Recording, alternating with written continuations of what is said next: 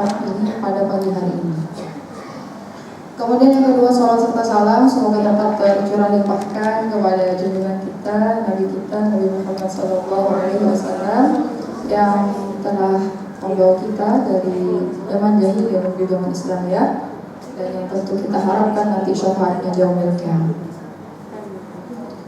Jamaah rahimakumullah, yang pertama ada beberapa hal yang akan saya sampaikan pada kultum pada pagi hari ini. Yang pertama yaitu tentang puasa dan juga keterkaitannya dengan doa. Oke, yang pertama kita bahas tentang puasa. Nah, sebenarnya apa sih hikmah ya? Salah satu hikmah yang kita petik dari kita berpuasa gitu kan. Jangan-jangan cuma kita berpuasa ini hanya dapat haus dan lapar gitu kan. Jadi nggak dapat esensinya apa yang Allah perintahkan itu sebenarnya terkandung apa saja sih kayak gitu kan. Jadi kalau kita telah bareng-bareng ya teman-teman. Jadi ada beberapa hikmah yang kita petik dari kita berpuasa ini. Jadi yang pertama itu adalah selain kita menjaga hawa nafsu gitu kan. Jadi selain kita juga hanya mendapatkan lapar dan haus, kita yang paling esensinya itu adalah mengajarkan kepada kita bahwa kita ini adalah makhluk yang lemah gitu kan. Maksudnya lemah di sini lemah gimana gitu kan. Nah, jadi mau siapapun dia gitu kan, mau dia presiden kek, mau dia artis, mau dia menteri, mau dia mahasiswa, mau dia santri, mau dia hafizah, mau dia tukang beca, mau dia apa lagi yang nggak ada di sini. Semuanya, semua profesi ya. Kalau dia nggak makan nih dan nggak minum seharian, lemes nggak? Lemes nggak? Lemes. Jadi mau dia presiden, mau dia artis, mau dia dai ataupun hafizah sekalipun ya, kalau dia nggak makan seharian dan nggak minum pasti lemes, gitu kan. Jadi esensinya adalah salah satunya itu. Jadi mengajarkan bahwa kita ketika berpuasa itu, ternyata kalau kita nggak makan nih, nggak minum, ternyata kita lemes, gitu kan. Berarti kan yang berharga nih sebenarnya siapa? Presiden atau sesok nasi? Ya, yang berharga nih sebenarnya presiden atau sesok nasi, gitu kan. Jadi kalau kita telaah lagi ya kayak gitu. Jadi kadang-kadang kita kan kayak sok-sokan gitu kan. Oh, saya nih presiden, gitu kan. Sebenarnya meskipun dia presiden gitu kan, ataupun meskipun dia siapa, kalau dia nggak makan dan nggak minum, ya nggak ada apa-apanya, dia lemah gitu kan. Kayak gitu. Jadi mengajarkan kepada kita bahwa puasa ini mendidik kita sebenarnya kita ini adalah makhluk Allah yang lemah, gitu kan. Tidak ada apa-apanya dibanding Allah yang maha kuasa, seperti itu. Nah, maka di sini kita dianjurkan untuk tidak takabur dan tidak sombong, gitu kan. Meskipun saya nih gitu kan yang paling ini nih, yang paling santri terbaik misalnya gitu kan. Ya meskipun santri terbaik gitu kan, kalau nggak makan nggak minum lemes kan gitu kan. Jadi ya jangan jangan sok-sokan gitu kan. Ya jadi sama aja gitu kan. Nah, kemudian apa sih kaitannya puasa dengan doa gitu kan? Lah kalau di teman-teman semuanya sudah pasti tahu gitu kan, di Quran surah Al-Baqarah itu di atas itu dikatakan bahwa ya ayyuhalladzina amanu, biasanya kutiba alaikumusiyam kama kutiba alal ladzina min qablikum la'allakum tattaqun. Kemudian setelah itu berbicara lagi tentang Ramadan, syahrul ramadan ayyaman ma'dudat. Setelah itu bicara lagi tentang Ramadan gitu kan. Nah, setelahnya bicara tentang Ramadan, coba lihat ayat terakhirnya sebelum kita buka halaman baru, yaitu ayat 186-nya. Nah, di situ dikatakan apa? Wa idza sa'alaka ibadi anni fa inni qarib ujibu da'watad da'i da'ani falyastajibu li wal yu'minu bi la'allahum yarshudun. Jadi di situ adalah berbicara tentang doa. Artinya apa? Artinya ada kaitan erat antara puasa dan juga doa. Ya, di situ kalau di ayat itu dikatakan kan, kalau ada hamba-hambaku yang bertanya kepadaku tentang aku, maka katakan bahwa aku ini dekat, katanya Allah kan. Aku mengabulkan semua permintaan, gitu kan. Apabila dia, maka hendaklah falyastajibu li, hendaklah dia mematuhi perintahku, wal yu'minu bi, beriman kepadaku, la'allahum yarshudun, gitu kan. Agar kalian agar kalian menerima kebenaran, kayak gitu. Artinya di sini tuh selain kita berpuasa, artinya puasa ini sangat erat esensinya dengan berdoa, kayak gitu.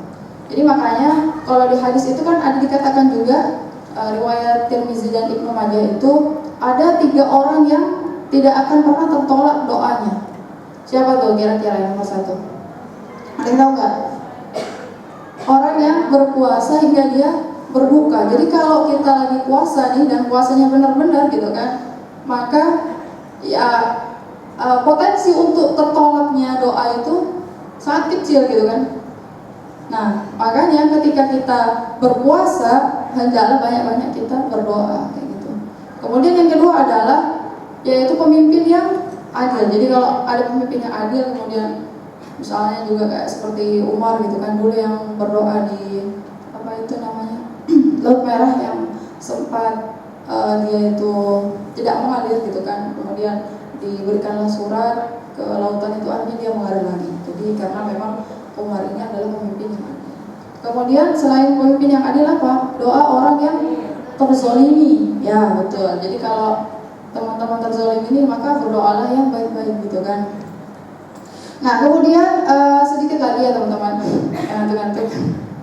Ya sedikit lagi tentang doa. Jadi doa ini ada model-modelnya dan ada strukturnya teman-teman. Jadi sebenarnya kita nih di level yang mana sih ketika berdoa? Di level peminta-mintakah? Atau di level munajatkah? Atau di level yang mana gitu kan? Jadi ada tipe-tipe orang dalam berdoa dan juga ada tingkatan-tingkatannya. Oke, yang pertama yaitu adalah model-model dulu. Jadi model-modelnya ini ada yang model pertama itu adalah peminta-minta, ada yang kedua itu model pujangga, dan ketiga ada model eksistensial. Jadi gimana nih kalau model peminta-minta nih? Kita tahu ya kalau minta-minta tuh gimana. Mereka cuma usahanya gitu-gitu doang gitu kan, nggak yang effortnya itu nggak yang terbukrak banget gitu kan. Cuma ya orang minta-minta kita lihat sendiri lah gitu kan, ya minta-minta doang gitu kan. Jadi minta-minta doang tapi usahanya nggak sungguh-sungguh. Nah itu tipe pertama. Jadi misal nih, oh ya Allah semoga ujian besok saya lulus terbaik, tapi kebesokan harinya dia nggak masuk gitu kan. Jadi dia minta ke Allah, ya Allah semoga besok saya dapat nilai terbaik pas ujian gitu kan, tapi keesokan harinya dia nggak masuk. Lah gimana gitu kan? Gimana Allah mau mengabulkan doa ini kalau kita nggak masuk? Jadi harus dengan usaha kayak gitu. Jadi kita doa tapi diimbangi dengan usaha. Jadi ini tipe yang pertama, yaitu tipe yang meminta-minta aja tapi nggak ada effort gitu kan. Atau misalnya kayak gini. Ini kalau cowok ya, kalau cowok. Jadi ya Allah kok jodoh saya belum datang ya gitu kan. Jadi dia minta jodoh tapi nggak ada usaha gitu kan. Ya udah sih kalau jodoh mah nggak bakalan kemana gitu kan, nggak usah dicari juga datang sendiri gitu kan. Ya nggak gitu juga kalau cowok gitu kan. Kalau cowok ya harus ada effort gitu, harus dicari gitu kan. Lagi nggak datang terus nyalain Allah, ya Allah kok sampai sekarang nggak datang sih gitu kan. Lah ya iya, orang nggak dicari, orang banyak seliuran tapi nggak digubris gitu kan. Giliran udah nggak ada, udah umur 40, ya mau gimana lagi gitu kan. Udah lepas tangan apa nih? Kalau sebelum umur 40 mungkin Allah belum lepas tangan, kalau udah umur 40 Allah lepas tangan gitu kan. Jadi ya harus dicari memang. Artinya harus ada effort dari kita untuk terwujudnya dari doa ini. Kemudian yang kedua yaitu model pujangga. Nah kalau model pujangga ini dia lebih kepada selalu bersyukur. Nah bagus sih gitu kan. Segala situasinya dia selalu bersyukur nih gitu kan. Alhamdulillah ya Allah, hari ini dapat rezeki gitu misalnya. Terus setelah itu tapi ada juga yang tidak bagusnya dalam pujangga ini gitu kan.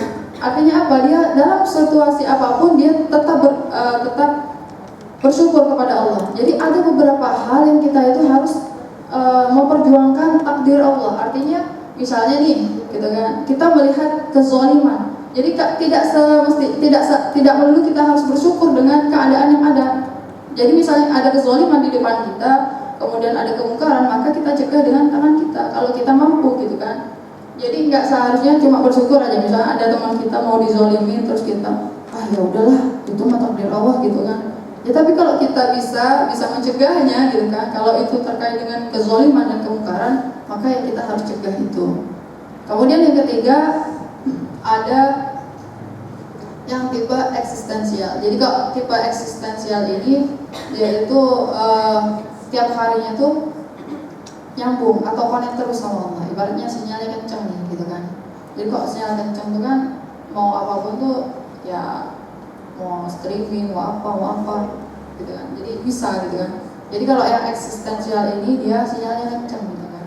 Jadi mau doa apapun terkabul gitu. Nah ini biasanya berlaku untuk para waliullah atau kekasih Allah. Nah gimana gitu kan.